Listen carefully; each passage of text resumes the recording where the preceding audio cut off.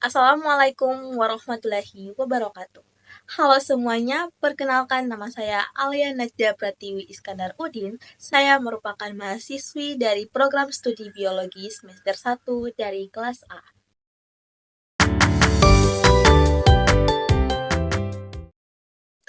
Pada kesempatan kali ini, saya akan menjelaskan mengenai materi tentang apa itu diskusi kelompok, presentasi dalam kepentingan akademik, dan apa sih itu pidato.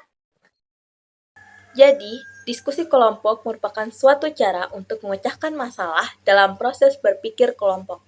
Artinya, diskusi adalah pembicaraan beberapa orang untuk mencapai sebuah keputusan bersama mengenai suatu masalah. Nah, apa sih manfaat diskusi kelompok ini? Jadi, manfaat dari diskusi kelompok itu ada beberapa. Yang pertama, menumbuhkan keberanian, rasa kepercayaan diri, dan melatih menghargai perbedaan pendapat. Di dalam kelompok terdapat pemimpin. Pemimpin merupakan orang yang memimpin jalannya diskusi kelompok. Tugas pemimpin yaitu menjelaskan tujuan diskusi kelompok, menjamin keberlangsungan diskusi secara teratur, menyimpulkan dan merumuskan setiap pembicaraan, dan menyiapkan laporan. Dalam diskusi kelompok terbagi ada dua jenis, yaitu kelompok tidak resmi, yaitu kelompok studi yang terjadi di perguruan tinggi, serta terjadi di ruang kelas. Yang kedua, ada kelompok pembentuk kebijakan, yang mana kelompok yang terbentuk dari suatu organisasi yang tugasnya membuat kebijakan. Yang kedua, ada yang namanya kelompok resmi.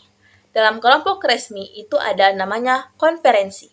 Konferensi merupakan bentuk kelompok diskusi yang secara resmi yang mengacu pada diskusi pengambilan tindakan atau keputusan. Yang kedua, ada yang namanya diskusi panel, terdiri atas 3-6 orang ahli untuk mengungkapkan pandangannya tentang sebuah masalah. Materi yang kedua, ada yang namanya presentasi dalam kepentingan akademik. Presentasi merupakan kegiatan memaparkan, menyajikan sesuatu kepada seseorang atau kelompok dengan tujuan memperoleh tanggapan dari peserta. Adapun hal-hal yang harus dipersiapkan dalam presentasi, yang pertama, tetapkan tujuan presentasi. Yang kedua, menganalisis peserta yang hadir. Yang ketiga, siapkan rencana awal. Yang keempat, memilih materi.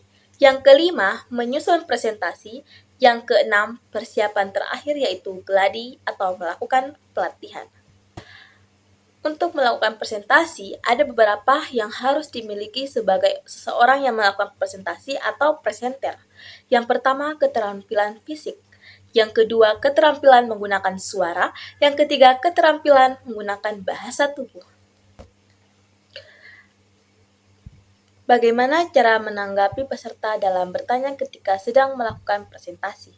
Yang pertama, memperhatikan sepenuhnya dan mencatat setiap pertanyaan yang diajukan oleh peserta. Yang kedua, pahami dengan baik apa isi pertanyaannya. Yang ketiga, kita mengucapkan ucapan terima kasih dan sampaikan bahwa pertanyaan mereka bagus. Jika ada pertanyaan yang menyimpang, katakan maaf karena pertanyaan Anda tidak sesuai topik yang sedang kami bahas.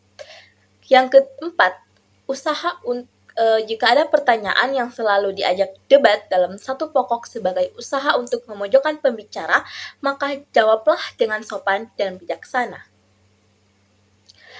Kemudian, mengakui dengan jujur jika ada pertanyaan yang tidak bisa dijawab dan lemparkan pada orang lain yang dapat menjawab. Jawablah setiap pertanyaan secara serius, jelas, dan singkat. Materi yang berikutnya yaitu pidato. Pidato adalah salah satu ragam berbicara yang digunakan dalam forum-forum yang mana seseorang harus memiliki kemampuan berbicara yang baik untuk menyampaikan ide, gagasan, pikiran, dan perasaannya kepada orang lain dengan baik. Berikut ada langkah-langkah dalam menyusun pidato. Yang pertama, menentukan topik dan tujuan, menganalisis pendengar dan situasi, memilih dan menyempitkan pidato, mengumpulkan bahan, membuat kerangka tujuan, menguraikan secara mendetail, melatih dengan suara nyaring. Lalu, apa saja syarat-syarat pembicara dalam penyajian pidato? Yang pertama, memiliki pengetahuan dan keterampilan yang luas, memiliki kosakata yang cukup, memiliki keberanian dan percaya diri, memiliki etika atau moral yang baik, penampilan dalam segi kerapian dan kesesuaian pakaian, sehat jasmani dan rohani, dan memiliki tata krama yang baik. Lalu, ada beberapa faktor penunjang keterampilan berbicara untuk kepentingan akademik.